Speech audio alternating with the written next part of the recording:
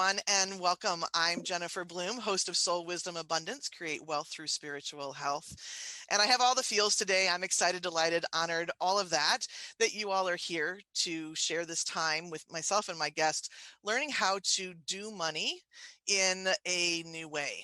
And for those of you who might be new to the podcast and new to me, let me just say briefly what it is that I specialize in. So my work here on this planet is really to help you remember, reawaken, and heal your sacred money relationship. And when you're able to work within that relationship, you can have lasting peace and abundance. And at least it's a little bit easier to have lasting peace and abundance. And the basis of that work is to identify your sacred partnership with money languages. These are energies that you brought with you from the divine to support you in your relationship with your money. So you're actually able to work with your soul directly to be in relationship with money. Now, we don't always know our relationship, and we're not always conscious in our relationship. And when that happens, we sort of accidentally begin to do all our experiences with money out of our previous experiences, our money wounds, the pain, the shame that we all carry around. And when we do that, it creates a lot of trauma. It creates a lot of dis-ease, actually, with money. Now, if you are new to the idea of money wounds, let me just say a little bit about this. Um, Money is something that we have an experience with almost from our first breath on this planet. And in fact, I would say that it's before that. We as babies, when we are in utero, we feel our mother's emotions. Of course, we can't put any names to it. We don't understand what it is. But when there's stress and strain, we feel that as a baby. And that also creates changes in the architecture of our brain. So if our mothers, our parents are having stress and strain around money, that is something that's going to impact us before we even take our first breath. And then, of course, we come to the planet and, we have parents, we have media, we have all kinds of things that we interact with and that give us a history of money. And we sort of accidentally make decisions about who we are and who we are with money. And if we don't deal with those decisions, even if they're no longer accurate, they can color our money world in lots of painful ways. So what do we do with it, right? That's a lot. That's pretty heavy. So what do we what do we do with it? Of course, the soul money relationship is one piece of the puzzle, but there are lots of other pieces to the puzzle, and that's why I am delighted to have my guest here today, because she has a wealth of information. Pardon the pun. Just sort of slipped out to add to this conversation. So let me introduce you to Barbara Huson. You may also know her as Barbara Stanny. That's something that she can share with us if she'd like later. But she is a financial therapist. She is a teacher and a wealth coach. And she has a really just a wealth of experience. She is a best-selling author. She is the author of 6 different books. Overcoming Under Earning is one of my favorites. And then, of course, coming out in a couple of days is her brand new book, which is called Rewire for Wealth. 3 steps any woman can take to program her brain for financial success. And I was lucky enough to get a copy, and you can tell from all of my tabs that I really enjoyed it. So we have a lot to talk about. Barbara, welcome. I'm so glad that you're here. Thank you, Jennifer. Thanks for having me. And I can't tell you how much I love to sing those tabs. Yeah. It made my day. Yeah, I'm a scholar at heart, and I know you've done a ton Yeah. of research. So, I don't know, maybe you're a tab person too, tabs and pens, they're my friends. Oh, goodness. So, all right, we could talk. There's so much that we could talk about. But you know what? I'd love to start with you helping the listeners understand a little bit about your approach. Because one of the things that I really love about your work is that you bring together a lot of different modalities, right? You bring together an understanding of financial, the finances in general, psychology, spirituality, and of course, with this book, you're adding in neuroscience. So can you start by just sharing a little bit about your approach and how you stepped into this work? So let me go back, because honestly, my money story, Jennifer, is not one that would have put me here talking to you. I had to drastically change it. So I was born in a wealthy family. And the only advice my father, who founded H&R Block, he was the R, the only advice he ever gave me about money was don't worry, Ah, which I thought was wonderful advice. I sure. didn't want to worry. I just wanted to spend it. And I married a man who was a stockbroker, so he was perfect. But what I found out very early in our marriage is that he was a compulsive gambler. Oh, And yes. over the course of our 15 years that we were together, every year I'd find out he gambled all this money of my inheritance away. And here's the insane part, I continued to let him manage it because that's Mm, how terrified I was and so intimidated by finances. And I was raised, my story, my parents told me making and managing money is a man's job. And that was true for me. And so finally, after 15 years, we got a divorce, but that wasn't my job, making or managing money. So I decided money's not my thing. I don't want to deal with money. Well, I have this theory that if you don't deal with your money will deal with you. And in the next year, I got tax bills for way over $1 million. It was like closer to two. I did not have anywhere close to $1 million. Oh my God, not even close. My ex had left the country. I was left holding the bag, and my father wouldn't lend me the money. And that's when I knew I had to get smart. So I started reading and I started going to classes. You know what they tell you to do. sure. All that education piece, right? And my eyes would glaze over and my brain would fog up and I just feel terminally stupid. But I had three daughters, young daughters, and one was just a baby. I was not going to raise those girls on the street. I didn't know how I was going to do it. I really didn't. But I swear, I believe when you make a commitment, like a down to your toes, no backdoor commitment, the universe revolves to help you reach your goal. And I was a journalist at the time, working for the San Francisco Business Times. And I got hired for a freelance project to interview women who were smart with money. And those interviews changed my life. I not only got smart about my money, that was like, I don't know, 30 years ago, but I wrote my first book, Prince Charming Isn't Coming, How Women Get Smart About Money. And suddenly I had this whole new career. I was traveling all over the country, but I couldn't make money. So I interviewed women who made lots of money, and I was a chronic under earner. And I started making six figures before I even finished writing my next book, Secrets of Six Mm, Figure Women. And then I wanted to see if I could teach others what I was learning. And I wrote Overcoming Under Earning. And then my next book, which was my last book, I have a couple of others. And then my next book, my last book, which was called Sacred Success, A Course in Financial Miracles, is when I came out of the closet, finally, out of my spiritual closet, and talked about what a key part spirituality played in my healing. mhm. As, yes, I'll, I'll leave it at that. Yeah. So I would say that money was a teacher for you. Would you agree?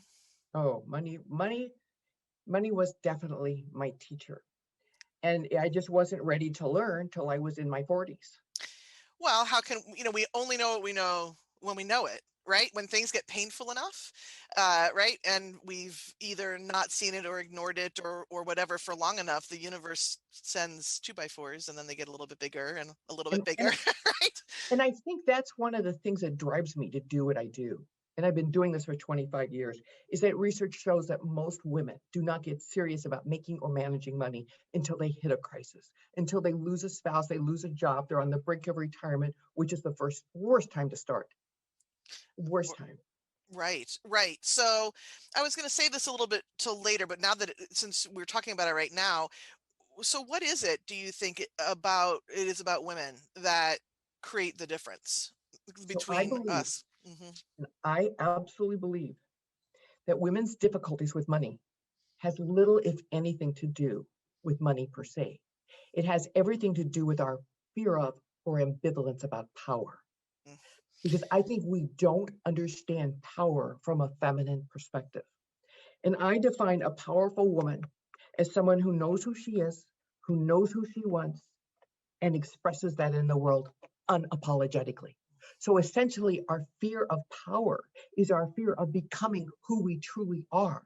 of expressing our truth and living our truth. And instead, we water ourselves down so we don't make waves. Right, right. Yeah, be good, right? Be the good girl. Be quiet, sit in the corner. Don't hassle the real people. And the other piece of that too is I was listening to a Brene Brown podcast not too long ago, and she was talking about the model of power over. And I think that a lot of women are very concerned about wielding power in a way that's going to hurt somebody else. So, men, the patriarchy, men in general, they define power as power over. Right. But women, our true nature is power with. And we find power through collaboration. So I don't that's part of my message is power is not power over for women. And I think that is part of that's what I'm believing is that the shifting paradigm we're in. All this upset is really shifting the paradigm from power over to power with. Beautifully said. Beautifully said. And what I think is really interesting is that if we can start viewing money as a relationship, we really can step into that new paradigm with a lot more grace. Because So because I think that we tend to the people that I mean, and I'm speaking from experience myself. I had enough history with money to go through, end up with a bankruptcy, and that was when the 2x4 hit me, and I started in a new way learning about money. But I think that, we accidentally think about sort of money having the power, that money is the entity that has all the power in this relationship, and that just isn't true. so I believe I perceive money as you can have a legendary love affair. It can be the Mm, best lover ever because all money wants is to serve you and support you for the rest of your life. And yes. all it wants in return is to be appreciated and taken care of. And Right. when we can appreciate and take care of money, it will support us and serve us for the rest of our life. Yeah, not too many people in our lives can we say that about, right? That only wants the best at heart and is willing to support us in whatever way we ask, right? So we might Well, as well dive into it. I have made the transition to where everybody in my life now is here to serve me and support me. And those who aren't, and there are, but they're not in my life. Well, and sounds to me like you've done your work with power then, right? I You've have, decided I your have own done power. my work a Yes, you. lot, Yeah, a yeah. lot with Beautiful. power, with fear, with insecurity, with a lot of things. And I Mm, think that's it. So, what I feel like is money magnifies whatever we have going on. Money doesn't cause us shame. I believe money magnifies the shame we have. Money magnifies the insecurity we're carrying around for other areas because whatever is going on with money is going on in other areas of your life as well. yeah, absolutely, absolutely. And it doesn't. Yeah, because money really is neutral, right? I mean, it's just it all it is currency. And I use the example. You can take $100 bill and you can put it on the floor. That $100 bill can't shoot a gun and it can't bandage a wound. It does nothing. It is what you do with it that's right. that gives Right. it its power. Yeah, and I think there's a number of people that I too talk to who the stumbling block is if I have the money that I want, something it's going to change me, right? It's going to do something to my character. I'm going to accidentally end up being like all these people that I see that are doing horrible things with their money. And so I'm not, I don't want it. Of But course, but that's the but unconscious thought, but that is but so untrue. notice how because the problem is the belief, the prominent belief is that money is bad and the people who have it are bad. If you could just shift your focus and look at the people who have money, who are doing amazing, Right. wonderful, credible things in this world. So it's however you want to see it. Right, and it speaks to what you're talking about in rewiring your brain, right? Our brains are only going to give us evidence of what we believe. So if we believe that money is bad, that's what's going to keep getting fed to us. We're going to hear the story on the radio, walk through the store at just the right time to hear the story on the TV about the terrible thing that happened, as opposed to if we have this underlying belief that money is divinity, it's love, it's neutral, then we get that. Those are the stories that we begin to hear, and we can begin to really create a change in focus. Okay, so let me ask you a new question here. So one of the things that we want to talk about today, or what I talk about today, is wealth, and this idea, because I think a lot of people say I want to be wealthy, and yet can't even say what that means. Maybe it's a dollar figure, but when asked why that dollar figure, they can't even quite give it. So tell me, what is your definition of wealthy? So I'm going to give you a little longer story than just my definition. So Yes. there's three levels of financial development. There's survival, stability, and wealth. Mm-hmm. Survival is not enough, stability is just enough, and wealth is more than enough. And that's not about a dollar amount, but it's more than that. Wealth is that you have more than enough, and you know it, and you know it. I know people, many people come to me who have millions, and they feel financially insecure. I know people who have far less, but they feel bountiful. Yeah. So wealth means you have more than enough, and you know it. Yeah. So it's really more of a mindset than it is any other category of money in any way. It's a mindset that includes some practicalities, that you have disposable income, that you have money set aside for emergencies, that you are not debting, that you are, if you are in debt, you are paying off your debt, that you have that you have that you have enough money to lead the life you want on your own terms. And that's why I like the addition of spirituality to this, because we get to say, I not only am I divinity, but I'm unique divinity. And I get to decide what I want. I don't have to follow anybody else's rules or definitions of what wealth is. I mean, other than the practicalities, right? That's important. But isn't it going to be much more enjoyable if I'm following what it is that I want from money than working hard to meet somebody else's external definition? I believe that, very good. I believe that money is both a practical process and a spiritual practice. Yeah. So there are certain rules of wealth. That there's only four. There's four rules of wealth you need to follow. You spend less, you save more, you invest wisely, and you give generously. In that order. In that order. Yeah. Because giving generously without spending less, saving more, and investing wisely is always an act of self-sabotage. Because not only are you jeopardizing your own future security, but you're diminishing the impact you can make with your money. And wealth is where the fun is and the power is. Wealth is, it's not just amassing money for its own sake. It's how we can use our money to make a difference. And that to me is the spiritual part. You follow the practical steps so that you can do what your God put you on this earth to do.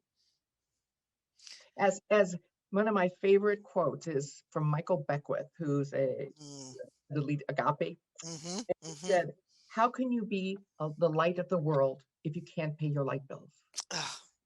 And I don't want to help women just pay their light bills. I want to help them become the light of the world. Yeah. Beautiful. And never, never, never in our history has it been more important for women to step into their power, step up to the plate, and really step into themselves as a light. Really let the light shine. Our world is in need of that. We don't need to follow that road particularly in this conversation, but I think leaving it at saying there's a lot of healing that this world is ready for, and women and that can lead means it. Each of us must do our own healing. That's yes. Okay, so that actually leads me into the next question that I wanted to ask you. So In Rewire for Wealth, and in a number of other ways, you talk about mind training. And we've already talked about how the power of beliefs and how that can change how we experience money. But I'm curious how you would say mind training is different than willpower. Oh, so let me suggest there's a lot of talk about mind training, but it's not enough just to train your mind. That's what I realized when I discovered neuroscience 6 years ago. So let me just briefly explain that our brain, which is a physical organ in our body, which is a source of chemical, electrical impulses, our brain controls our behavior. Everything we do, inhaling, exhaling, spending, saving, everything we do is controlled by our brain. Our brain is shaped by our mind. And our mind is a non-physical entity, the source of our thoughts and feelings. And what neuroscience has shown me is that what flows through the mind is what shapes the brain. So if you want to change your behavior, you must change your thoughts and feelings in order to rewire your brain and start weakening the old neural pathways that say there's never enough or money is bad, and strengthen the new neural pathways that say whatever you want. Because believe you can, believe you can't, either way, you'll be right. Exactly. Exactly. Well, and those neural pathways can be really strong. You think Oh, about, the example I give, and of course I'm getting too old really to use this example, but if you think about a record, the vinyl record and the needle, when you practice a thought over and over and over again, you wear a groove, right? You're not going to be able to perfect. move forward in the song, right? So it takes a lot sometimes to No, reorganize. not sometimes. Not sometimes. What Yes, you said was really good, but it's not sometimes. It's always. yeah, Those neural pathways always, always are like a vacuum cleaner that want to suck you back in. yes. The brain doesn't want to change. It takes massive effort. It takes a focused intention to do it. It, Yes, you're so right. yeah, it really does. And so, words get thrown around like willpower. And I guess I just want to make sure that people understand that we're not talking about, oh, the willpower to not eat a cookie after dinner, or, I think that people and myself have had misunderstandings, right? It's not about getting so strong that I can continually overwhelm a thought. It's literally restructuring the mind. That's what you're talking about, right? We're not Right. talking about just effort, effort, effort, effort. Yes, it takes effort to get there, but it's for a purpose, an end result.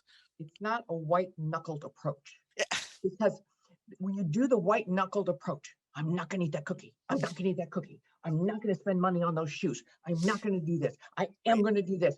What happens is it's so easy to flip back because willpower doesn't work.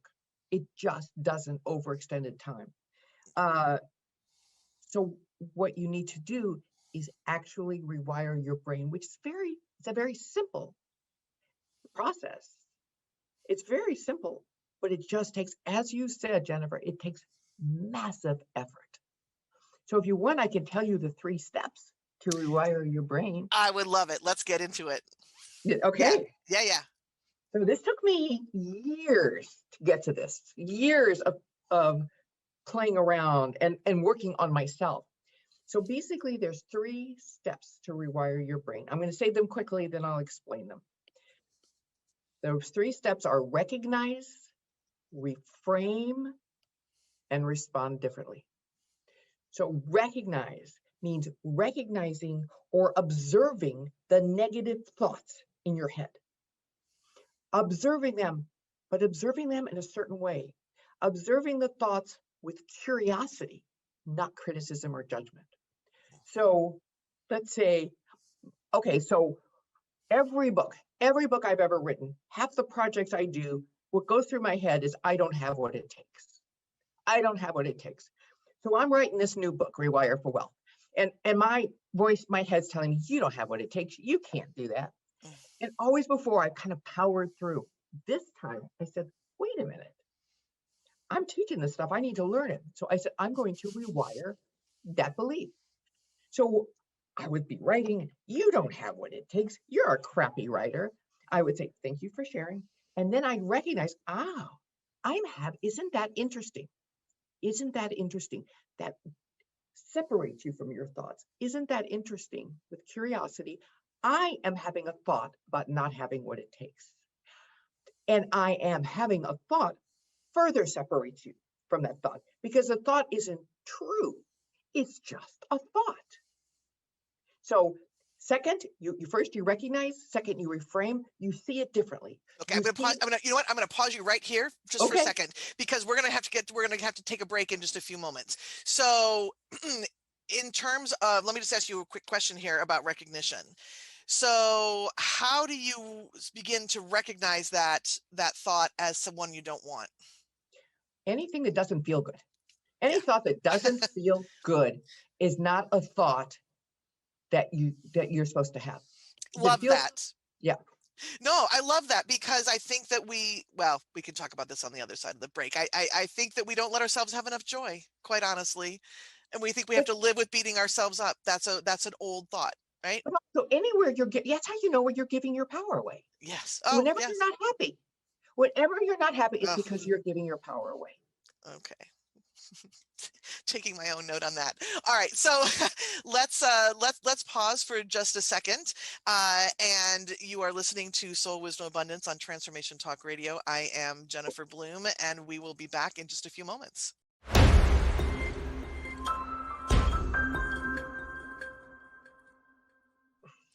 So welcome back to Soul Wisdom Abundance. I'm Jennifer Bloom, and I am here with my guest, Barbara Huson.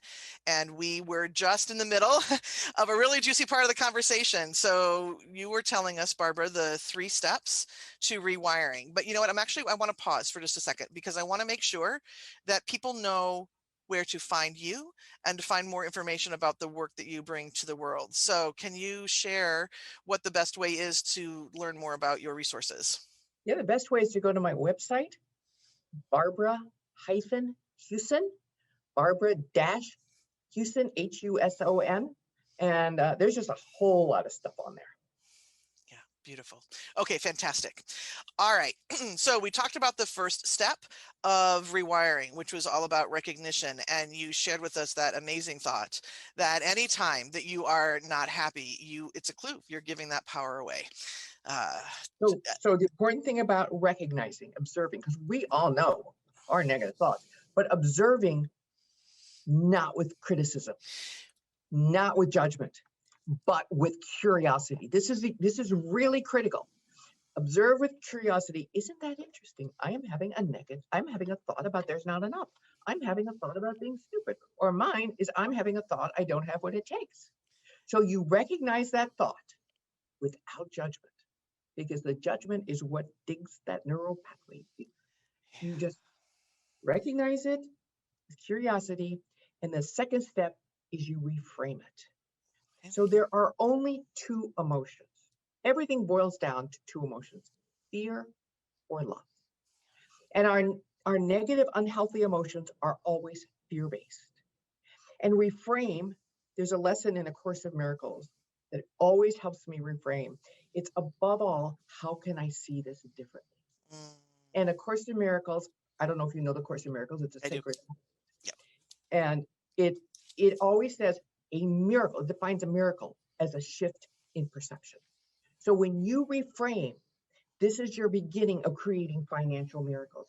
And reframe means how do you just see it differently, seeing it through the eyes of love. So take me. So I had this thing, I don't have what it takes, and I'm writing my book like that. And then I thought, okay, I see that. I recognize. Isn't that interesting? How can I see this differently?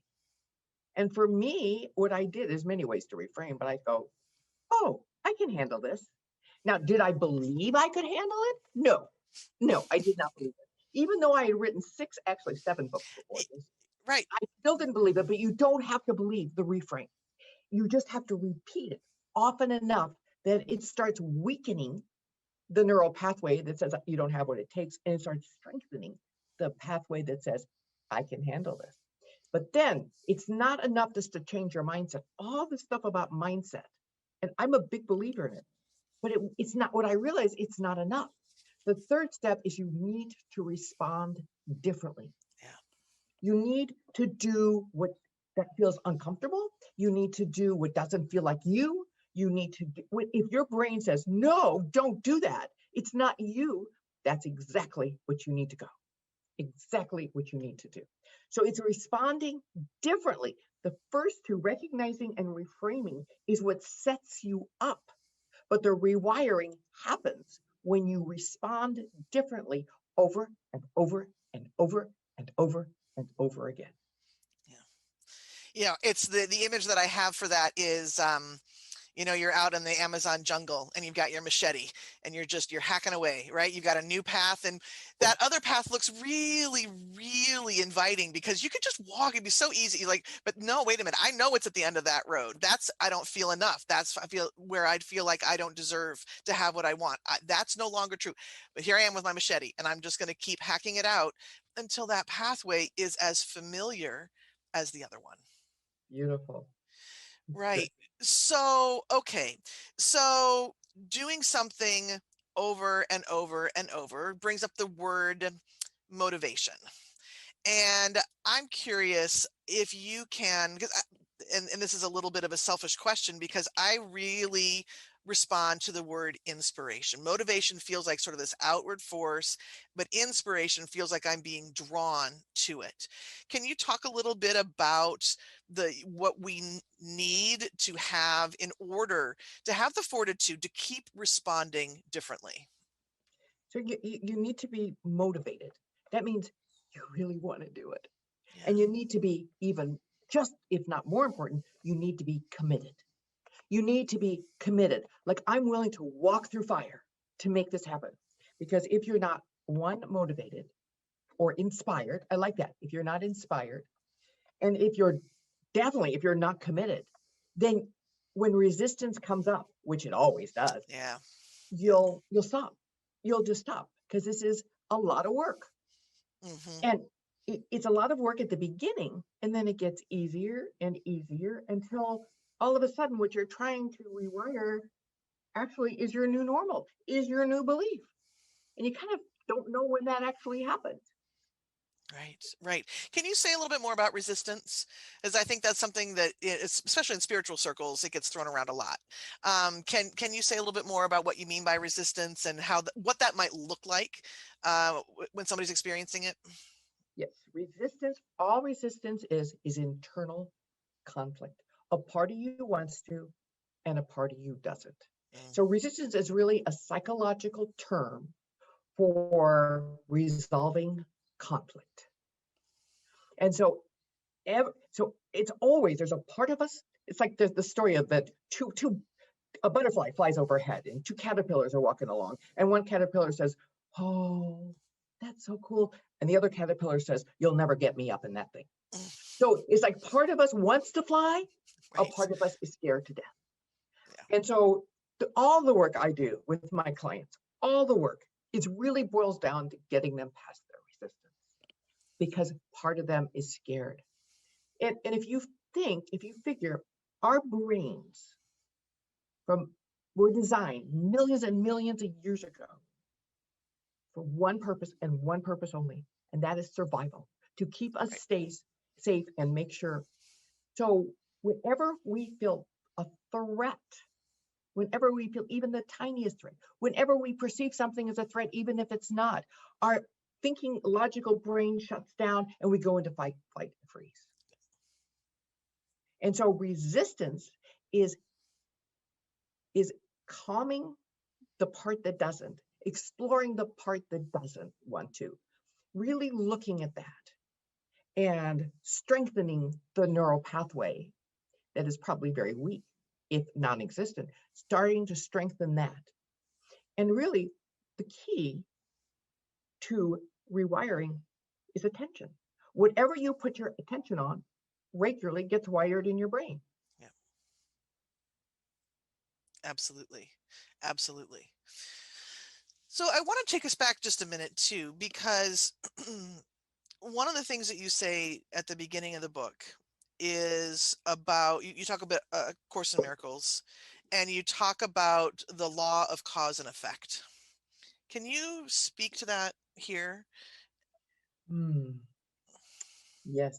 So the Course in Miracles, I discovered the Course in Miracles 42 years ago. And that is what got me through my financial crisis. And that is what got me to where I am today. And okay, I got sidetracked because I get so excited with just the word Course in Miracles. Yeah, So yeah. your question was what? It's about the law of cause and Oh yeah. effect. So to the world, something out there is a cause.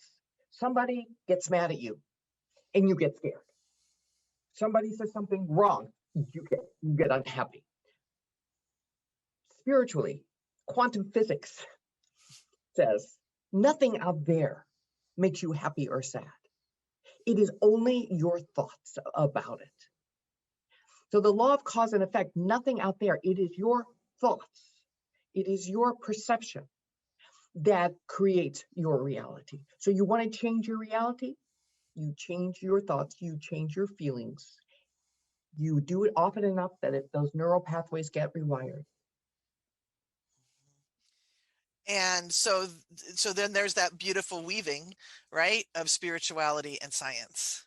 Mm. And that, but it also speaks to our responsibility.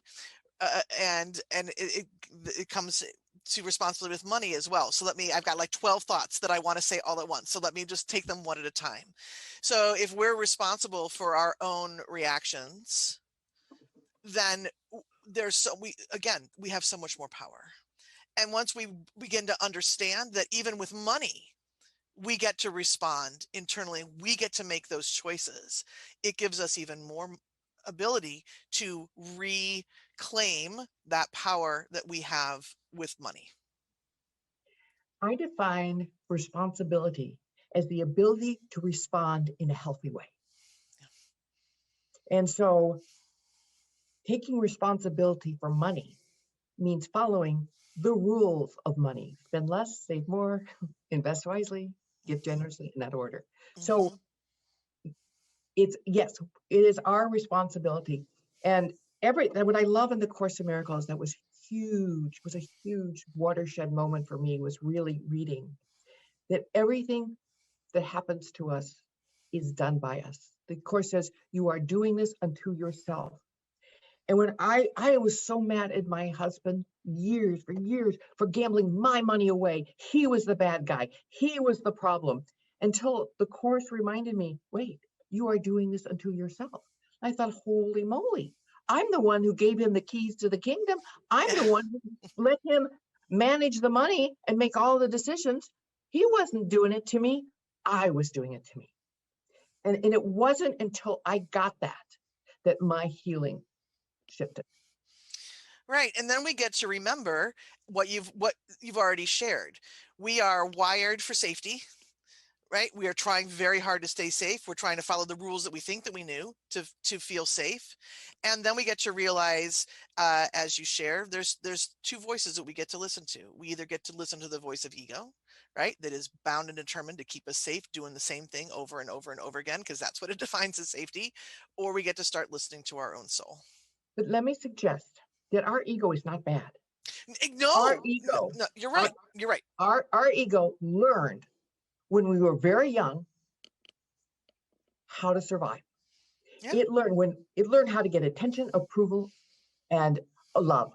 Because to a child, to get attention, approval, and love is how we survive. Take that away, and a child's survival is at stake. So we learned how to get attention. I learned how to get attention by not talking about money. You don't talk about money. That was a very rule in my house. So we learn very early. But what helps us survive as a child will suffocate us as an adult. So Hmm. we need to learn, as you were saying, we need to learn new survival techniques so that we thrive and not just survive. Yeah. Beautiful. Yeah, right. And we deserve to thrive. Every one of us deserves to thrive. That's why God put us on this earth. That's right. That's right. I mean, it is almost our responsibility as a spiritual seeker to find ways to thrive, to do what God put us here to do. Yes. Yes. Oh, so good. All right. So as we've got maybe 5 minutes or so left. So there's a lot of information that we have shared here. If you were to give someone 3 tips to get started, what would you say? What would be your advice? Three simple things that somebody can start to do. So this is what I did when I was in my financial fog. And this is what I taught my mother to do when she was in her financial fog. And she's very, very good now, 93 years old. She's got it going. 3 steps, because it's small steps consistently taken that lead to remarkable results. So you do these 3 steps for, I don't know, a couple months, and you will be amazed how much smarter you are. First, every day, read something about money, even if it's just for 1 minute or two.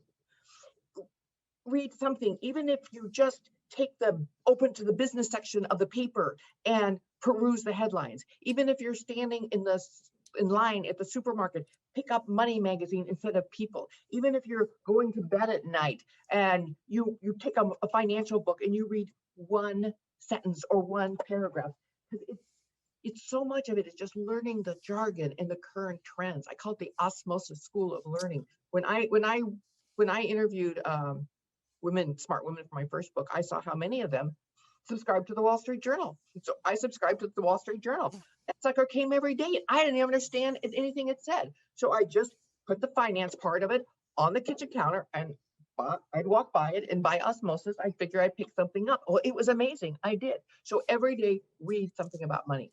Do you, Every do you have a favorite, a favorite something to read about money?